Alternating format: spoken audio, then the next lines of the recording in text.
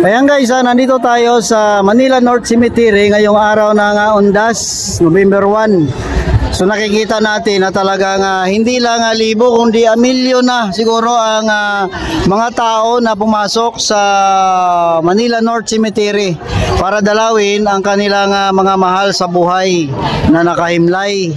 So nandito ang mga sari-saring agency no ng Manila. Nandito ang Bureau of Fire Protection, ang ating mga kapulisan para magbantay ng katahimikan, seguridad no ng ating libingan. So yan po no.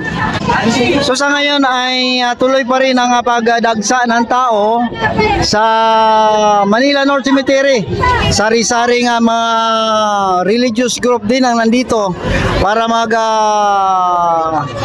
pahayag din ng kanilang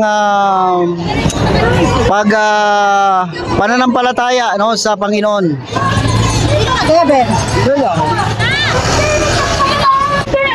So maliban sa mga tao na namamasyal dito, nandito rin yung mga mascot sa Pasig River Esplanade, nandito rin sila para magbigay kasayahan sa mga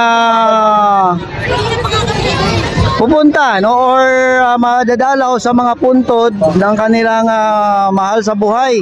Nandito rin ang iba't ibang mainstream media, tulad ng ABS-CBN, nandito guys, yan, TV Patrol, nandito, At siyempre yung ating mga traffic enforcer nandito.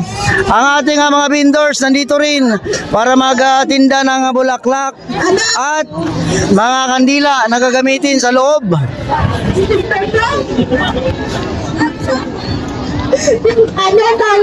And siyempre nandito ang anong reliyon nito? Pagsisi at pagbabalik sa Diyos. Umiyak na si ate sa kanila.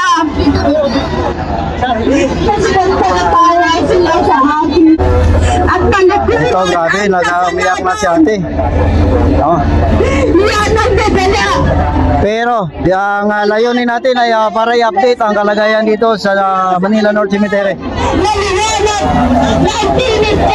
So go lang ate, Ngayon, dito sa maliban sa ABS-CBN, Bumbo Radio, mga radio and TV station, nandito rin guys ang Unang Hirit na kung saan nandito yung idol ko, si Ma'am Maris Umali. Nandito guys para magbigay ng libreng chicherya at tubig.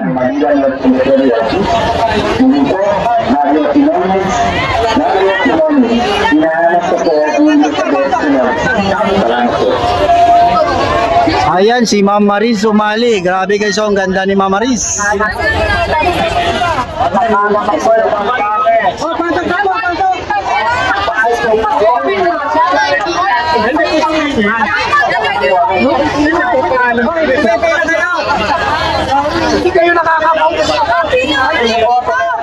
So libreng chicherya, tubig, kandila, bigay po ng Unang Hirit, At nandito mismo si Ma'am Maris Umali.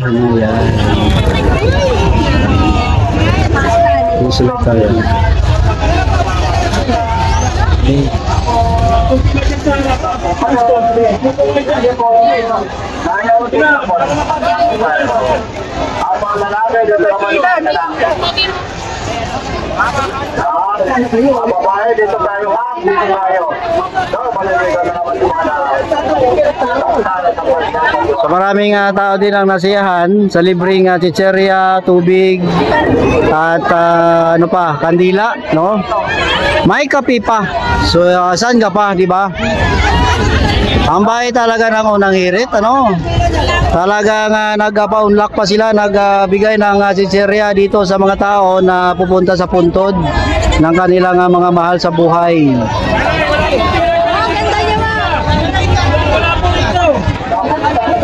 Ayan. So dito naman guys ang entrance, mayroong priority lane, pambabae, panlalaki, At nakikita ko grabe tuloy-tuloy kanina pa yan, tuloy-tuloy ang pasok ng tao dito sa papasok sa loob ng Manila North Cemetery.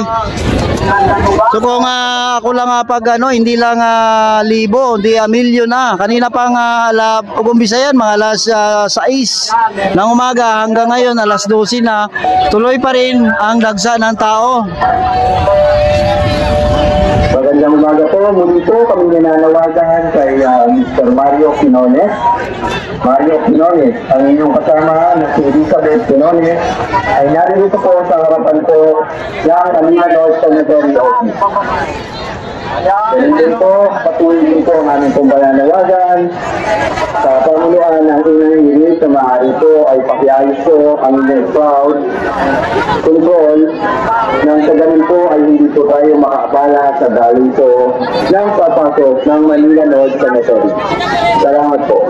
Yan, in-announce ang unang hirit kasi naka na dito, naka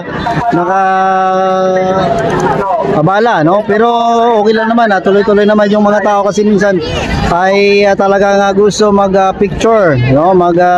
Siyempre mag-video-video din kay Mama Riz, no? Paminsan-minsan lang makikita yan si Mama Riz. At siyempre ang ganda, siyempre, ano? Yan, no?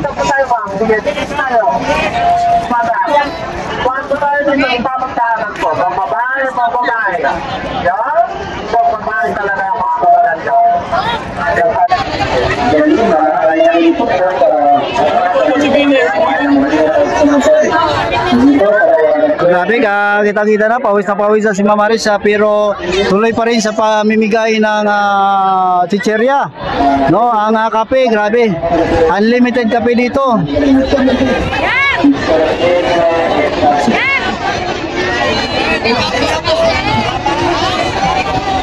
Cut na po, cut! Wala na po, wala na!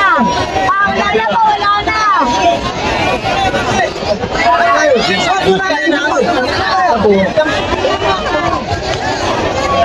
So alas 12 na, pero ganun pa rin ang volume ng tao, no? Ang dami pa rin pumapasok.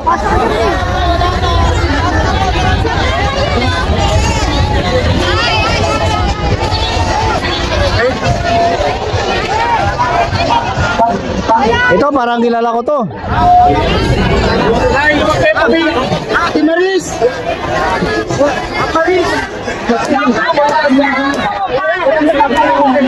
Ay, huwag ka tuloy. Oo, ngayon, parang sasama mo, nakatira yung kaya. Mga ano yan, barangay official dito. Nakasama ko yan sa pag yung campaign period sa Bindors Party List, ano.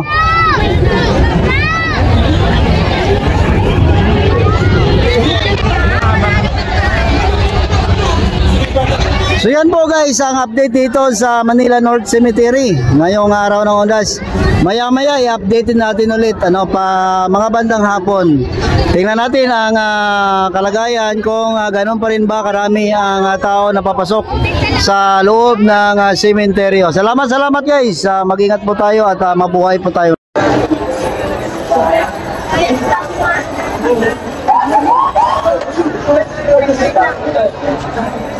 Kaya kung gusto ko,